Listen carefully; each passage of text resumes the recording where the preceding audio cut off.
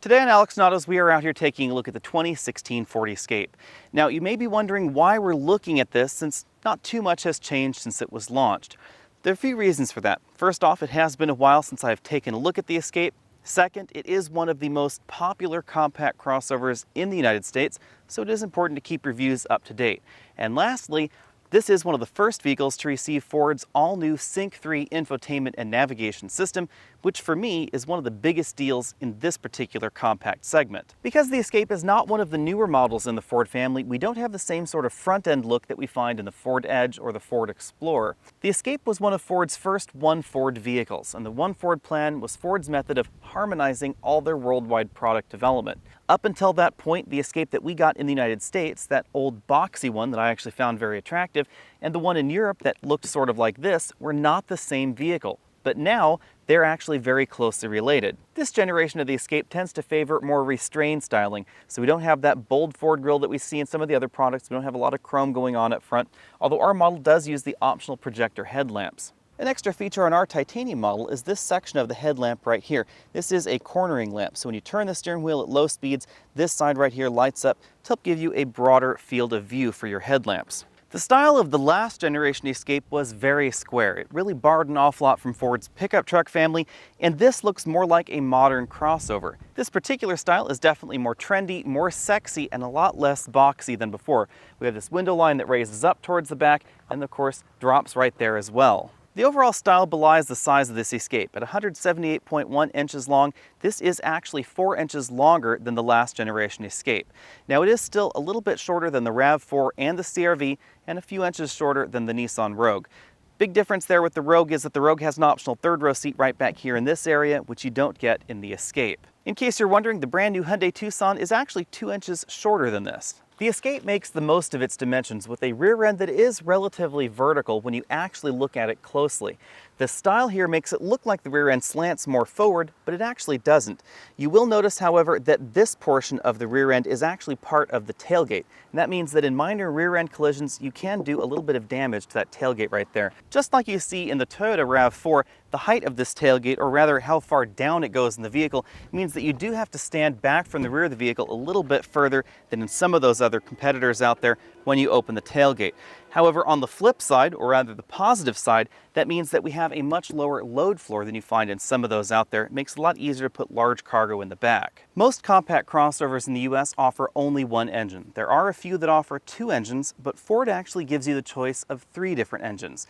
The base model is a 2.5-liter 4-cylinder engine, produces 168 horsepower and 170 pound-feet of torque.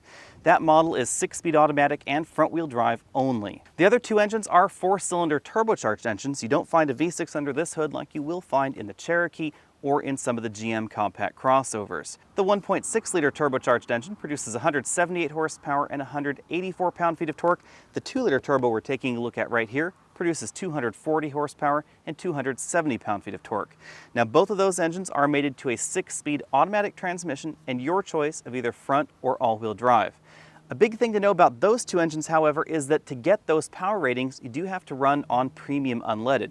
They will run safely on regular unleaded, but you'll get a little bit less power out of them. That 1.6-liter turbocharged engine in front-wheel drive form gives us the best fuel economy of 23, 32, 26 combined, and this 2-liter turbo all-wheel drive gives us the worst at 23 combined. Front seat comfort comes in at 8 out of 10 points. We have a 2-way adjustable lumbar support and a multi-way power adjustable driver's seat in our model.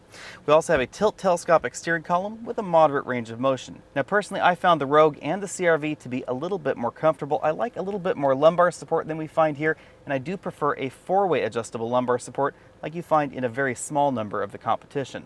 A nice touch in our top-end titanium model is that the passenger seat does have the same range of motion as the driver. When it comes to rear seat accommodations, I'm going to give this an 8 out of 10 points. These seats are comfortable and they also recline. We have a little lever there, and this is the most upright position. This is the most reclined position. This lever also folds the seats forward. It is a single step fold process, so you don't have to fold the seat bottom cushion and then the seat back cushion like you do on a small number of crossovers out there. In general, you will find more room in the back of the next size category up, of course, but you will also find a little bit more room in the Jeep Cherokee. Sitting in the middle seat, you'll notice that headroom is generous in every version of the Escape. I still have about 1.5 inches left right here. Now, our model does not have the optional sunroof. drive. When it comes to cargo capacity, the Escape does very well. Now keep in mind this is not quite as square and boxy as the previous generation of the Escape was, but still has a very accommodating cargo area for a compact crossover. Now the Escape is not the largest in this segment, so you will find a little bit more cargo room in some of those other competitors out there. We do have a compact spare tire under the load floor rather than under the vehicle, which does help keep it clean, and there's more than adequate room back here for a wide variety of bags. We also have the optional power tailgate with the waggle foot option, so you just waggle your foot right there under the bumper, and that will either open or close the power tailgate. Overall, this scores 8 out of 10 points when it comes to my truck comfort index. As we look around the interior, keep in mind that we are in the top-end titanium model. We have two-way adjustable headrests and height-adjustable seatbelts, both the driver and the front passenger. Our model also has the optional leather upholstery. The Escape shares parts and a general theme with other compact Ford models like the C-Max and the Ford Focus. Over here on the doors we find a majority of soft-touch plastics on the upper portion of the door and this insert right around here. However, this small band that goes around that armrest is actually a hard-touch plastic, and of course the storage bin at the bottom is also a hard plastic. The relationship to the other Ford models is most noticeable over here on the dashboard, where we get a very similar style to those more compact Ford models. We have an injection molded dashboard, large air vents over there on the driver and passenger side, and we have a decently sized glove compartment. Large slot right there, and then a small bin below that. In the dashboard, we have a center channel speaker because we have the optional Sony sound system, single slot optical disc player, and you notice we have Sync 3 in the 2016 Ford Escape. This is one of the first Fords to receive their all-new infotainment system. If you want to know more about this infotainment system, go ahead and click that banner at the bottom of your screen. You'll be taken on over to my dedicated infotainment review. You'll find the controls for that infotainment system right over here, and of course it's a touch screen. Below the infotainment controls, we have two additional air vents right here, and there's an on-off knob right there for them.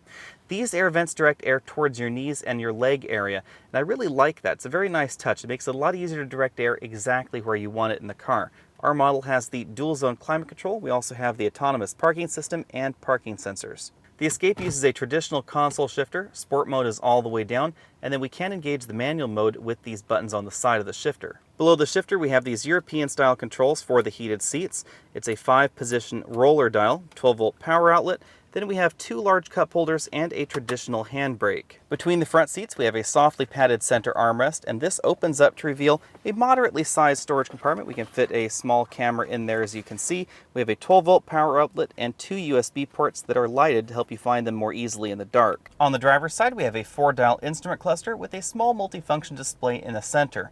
The multifunction display hasn't really changed in this generation, even though we do get that Sync 3 system. The multifunction display is controlled via this button arrangement on the left side of the steering wheel, up, down, side to side, and OK to enter. That display is where you'll find your trip computers, 1 and 2. We also have some additional vehicle information via these screens right here. You can see your My Key status system check, the status of your 4-wheel drive system if you have one in the vehicle. We also have access to certain vehicle settings via that display as well. The Escape uses a 4-spoke steering wheel. It's very similar to what we see in other Ford models. We have our track forward, backward, and hang-up pickup buttons, volume up, down, and voice command button on the right. Same button module I showed you earlier on the left. You'll find the cruise control buttons right over here in a separate module between the spokes.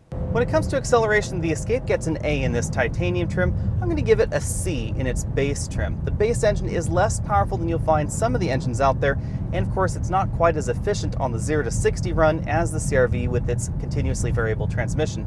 However, this version gets considerably more power than most of the crossovers out there.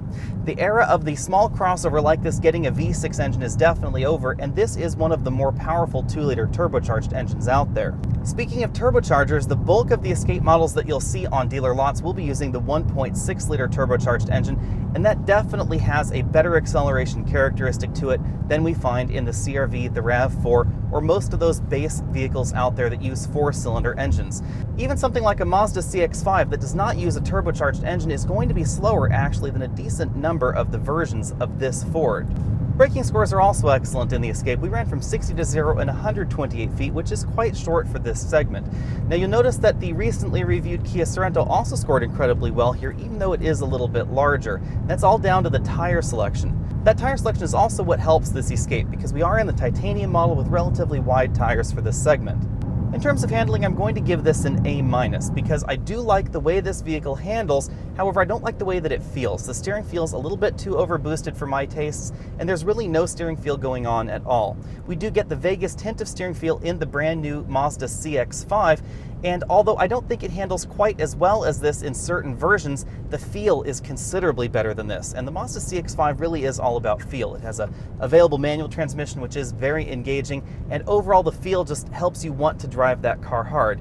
This car can be driven hard, but it's not doing the same kind of begging to be driven hard as that Mazda CX-5 does. Now, the handling abilities of this Escape do affect the ride, because I'm going to give the ride a B-. The ride is a little bit harsh for this segment. It's not as hard as something like a Tiguan R or something along those lines, but this is definitely not the plushest ride in the segment. You will find a plusher ride in the CR-V, the Cherokee, and of course the GM compact crossovers.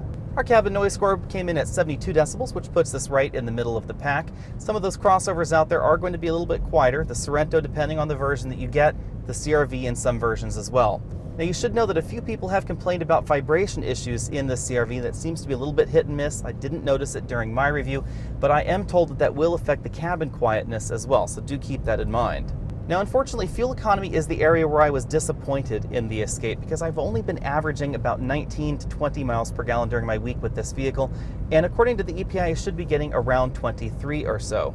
Obviously, some of that has to do with how I have been driving the Escape, because this does handle well, and it is more fun to push hard than some of those vehicles out there, but the majority of my driving has been on highway runs, basically the same as every other compact crossover I test. And out on the highway, we just aren't getting the same kind of fuel economy that we get out of especially the CR-V or the Rogue. Of course, the trade-off for that fuel economy is the sporty feeling, because a lot of people dislike the way CVTs behave, but they are very efficient. Rubbing a little bit of salt in the wound, of course, is the fact that both of the turbos in this Ford do suggest premium unleaded. Now, they don't require it, and that is an important difference. Ford simply says that if you want to get the published power figures out of this or the 1.6-liter turbocharged engine, then you do need to feed it premium unleaded, otherwise you're going to be getting less power out of the engine. The thirst that these engines have for premium unleaded isn't just unusual in the compact crossover segment, it actually is relatively unusual in the mainstream segment, period, because most mainstream vehicles from Honda, Toyota, Ford, etc. don't require or recommend premium unleaded. Overall, the Escape has a very solid European feel out on the road, and it reminds me an awful lot of the Volkswagen Tiguan. This is a very willing partner when the road starts to bend. I think there are two keys to the success of the Ford Escape in the United States. The first one is that we get more options and more selection in this than we can find in the competition. We have those 3 engines to choose from, we have more options to select on the inside than a number of the competitors. For me, the engine options are a big deal, however, because something like the CR-V or the Nissan Rogue, you only have one engine to choose from. Now, 2016 is bringing us a hybrid RAV4, which is unique in this segment because Ford no longer sells a hybrid version of the Escape. The other reason the Escape sells well is because of price. At $22,745, the base Escape is one of the best priced vehicles in this segment. The next step up is $24,945 for the SE model. I think that's more or less my realistic base price. The titanium model that we have been looking at here started at $29,150 before all the options were added onto it.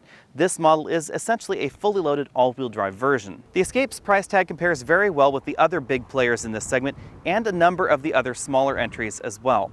Toyota's RAV4 starts at $23,680, the CR-V at $23,595, and the Nissan Rogue is still a little bit more than this at $23,140. Ford has even managed to price the Escape within $100 of some of the discount entries in this segment, like the Hyundai Tucson. Since the Tucson is one of the newer entries in this segment, let's talk about that first. Hyundai's Tucson, as I said, is actually within about $100 of the base Ford Escape. Like Ford, Hyundai starts out with a base naturally aspirated 4-cylinder engine before stepping on up to a 1.6-liter turbocharged engine in most models. The 1.6-liter turbocharged engine in the Tucson is mated to a 7-speed dual-clutch transmission, not a 6-speed automatic like we see right here in the Ford Escape. Now, in general, 7-speed dual-clutch transmissions are not as smooth, and they definitely have problems with low-speed crawl situations. Very much like the Ford, if you want that 1.6-liter turbocharged engine, then the base price knocks up to just over $24,000. Both of them have brand new infotainment systems. The one over there in the Hyundai now supports Apple CarPlay and Android Auto, and this one right here has Ford's brand new Sync 3 system. Hyundai, of course, gives us a longer powertrain warranty than Ford, but I am told by local Ford dealers that you can expect actual out-the-door pricing on the Escape to be lower than that comparable Tucson model. Perhaps one of the side effects of Toyota's obsession with reliability is the fact that the RAV4 comes across as a little bit more boring compared to a lot of the competition. We no longer have a V6 entry in the RAV4, and we no longer have a third-row seat in the back of the RAV4, and those were two things that I actually really liked about the last generation Toyota. That means that if you want more power out of your compact crossover, you have to move to a different manufacturer like Ford right here with the Escape. The other thing to keep in mind is that by the time you add options to your RAV4, you can end up easily at $30,000 or so, and if you spent $30,000 on your Ford, you would get that more powerful engine, and it would be considerably faster than that RAV4. The same thing really goes for Honda's CR-V. Now, I do like the CR-V. It is one of my favorite entries in this segment. I think that its seats are more comfortable, especially the front seats, than we're finding right here in the Ford Escape, but the same sort of thing is going on. By the time you add all the options up, similarly configured to what we're taking a look at right here, you'll have a lot less power in that CR-V. That lack of power is instantly noticeable out on the winding mountain roads that we have been testing this Ford Escape on. Now that said, thanks to its less powerful engine and its continuously variable transmission, the Honda will give you better fuel economy than the Escape that we've been driving here. You'll also find better fuel economy in real-world driving in the Nissan Rogue. The other thing you'll find in the Rogue is a larger cargo compartment back here and that optional third row seat. Now, the optional third row in the Rogue is definitely an emergency back seat. It's suitable for children or your mother-in-law, but not really for full-size adults. Personally, I value that optional third row very highly, and that's why I really like the Rogue in this segment. Because if you do need to take 6 people to lunch somewhere, you can actually do it in the Rogue, and you can't do it in basically the Ford or in any other entry in this segment. Although I found the Nissan's front seats to be a little bit more comfortable, I really liked Sync 3 in this more than the latest infotainment system that we get over there in the Nissan Rogue. Now, Nissan and Ford tend to have relatively similar discounts on the hood, so I don't expect pricing to be too far off. Mazda's CX-5 wins in 2 areas, looks and handling feel. Now, actual grip is not necessarily the CX-5's forte compared to some of the competition out there, but the handling feel is absolutely excellent. You can also get a 6-speed manual transmission in the base models. Mazda's CX-5 is also absolutely gorgeous on this front view, and although I really like that crossover, the big downside is also obvious up front in that CX-5, in that we don't have a more powerful turbocharged engine like we do find in this Escape right here or in a number of the competitors. Let's finish the comparisons by talking about our current favorite crossover, and that would be the 2016 Kia Sorento. Now, the Sorento is available as either a 2-row or a 3-row crossover, and interestingly enough, it starts at $24,900, which is a little bit less than the SE version of this. The Sorento is kind of an odd duck because it actually competes with 3 different Ford models. It obviously competes with this at the low end, starting at that $24,900 price, but it also competes with the Ford Edge because it's right about the same size as the Edge, even though the Edge is definitely more expensive than this Escape right here. And then at the top end of its travel, it actually competes with the Ford Explorer because it is available as a 3-row crossover with a V6 under the hood. The $24,900 model compares relatively well to the SE model, however, you do find a few more features in the Ford than you find in the Kia. That same thing continues on up, because for $29,150 you can buy the titanium version of this, and that same price does not yet buy you the 2-liter turbocharged version of the Kia Sorento. That's around $31,000 or so. That continues all the way on up. The Sorento is going to be about $1,000 to $2,000 more expensive than this Ford across its travel. Now, for the extra cash in the Sorento, we get a significantly longer body than the Escape right here, and that really gives you more rear legroom and more cargo room. We also have more comfortable seats over there in the Kia and a 10-year, 100,000-mile powertrain warranty. Obviously, you will pay for all of that, however, because that is a decent upgrade over this in terms of the price tag. Depending on the features you're looking for, the 2016 Ford Escape is still a very solid entry in this segment, and there are a lot of logical reasons that you would want to get one.